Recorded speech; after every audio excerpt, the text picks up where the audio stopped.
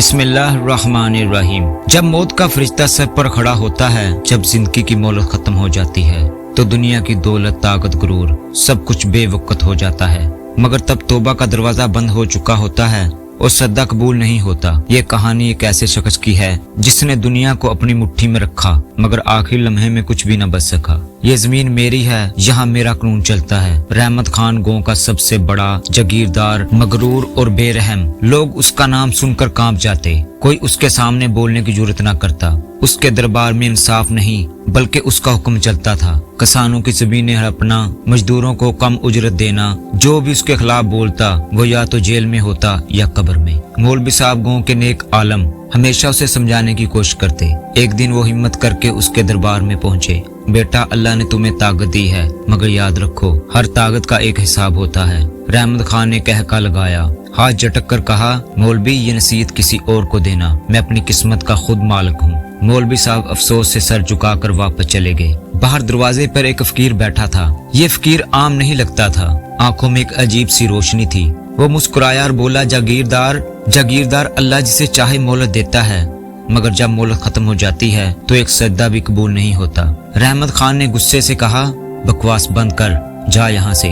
فقیر مسکرا کر اٹھا اور بولا، یاد رکھنا جب زمین تمہارے قدموں تلے کھسک جائے گی تو تمہیں میری بات یاد آئے گی۔ فقیر چلا گیا مگر اس کے لفظ ہوا میں گونجتے رہے۔ ایک دن ایک غریب کسان اپنی زمین کا حساب لینے آیا۔ خان صاحب میرے بچوں کے لیے کچھ چھوڑ دیں، میری زمین مت چھینیں۔ رحمت خان نے غصے سے کہا، یہ زمین میری ہے، دفع ہو جاؤ۔ بوڑھے کسان کی آنکھوں میں آنسو آ گئے۔ خان صاحب ظلم مت کریں ورنہ اللہ کی پکڑ بہت سخت ہے۔ رحمت خان ہنسا، اگر تمہارا اللہ مجھے پکڑ سکتا ہے تو آج پکڑ لے۔ یہ لفظ نکلنے کی دیر تھی کہ ایک طوفانی آندھی آ گئی، درخت جڑ سے اکھڑ گئے اور آسمان پر گہرے بادل چھا گئے، مگر رحمت خان نے کوئی پرواہ نہ کی۔ رات کو وہ گہری نیند میں تھا کہ اچانک ایک بھیانک خواب آیا۔ اس نے دیکھا کہ وہ ایک سنہری محل میں ہے، ہر طرف روشنی، نوکر جھک کر سلام کر رہے ہیں۔ اچانک سب کچھ تاریکی میں ڈوب گیا، زمین لرزنے لگی، دو خوفناک فرشتے نمودار ہوئے، چہرہ سخت، آنکھوں سے شعلے نکل رہے تھے۔ یہ کیا ہو رہا ہے؟ میں کہاں ہوں؟ آسمان سے گرجدار آواز آئی، رحمت خان تیرے ظلم کا حساب دینے کا وقت آ گیا ہے۔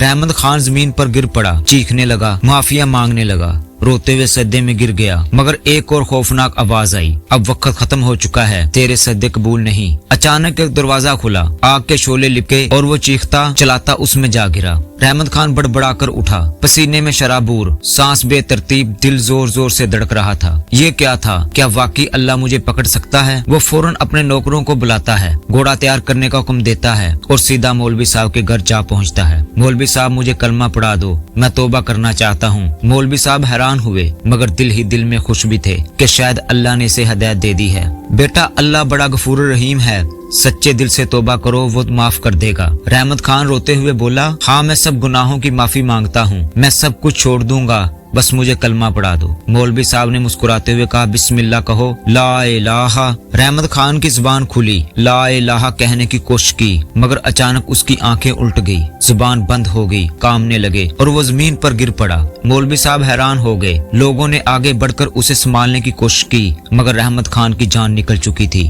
رحمت خان کا بے جان جسم زمین پر پڑا تھا۔ لوگ حیرانی سے اسے دیکھ رہے تھے، وہ جو کل تک سب کا مالک بنا بیٹھا تھا آج خود بے بس تھا۔ فقیر کی وہی بات گاؤں میں گونج رہی تھی، جب ملک ختم ہو جائے تو ایک سجدہ بھی قبول نہیں ہوتا۔ زمین جس پر وہ حکمرانی کرتا تھا آج اس کے جسم کو اپنے اندر سمو چکی تھی۔ وہ طاقتور جاگیردار جو زندگی بھر سجدے سے بھاگتا رہا، آج جب سجدہ کرنا چاہا تو موقع ختم ہو چکا تھا۔ اللہ پاک ہم سب کو اللہ پاک کی بارگاہ میں سجدہ ریزی کرنے کی ہمت اور توفیق عطا فرمائے، آمین۔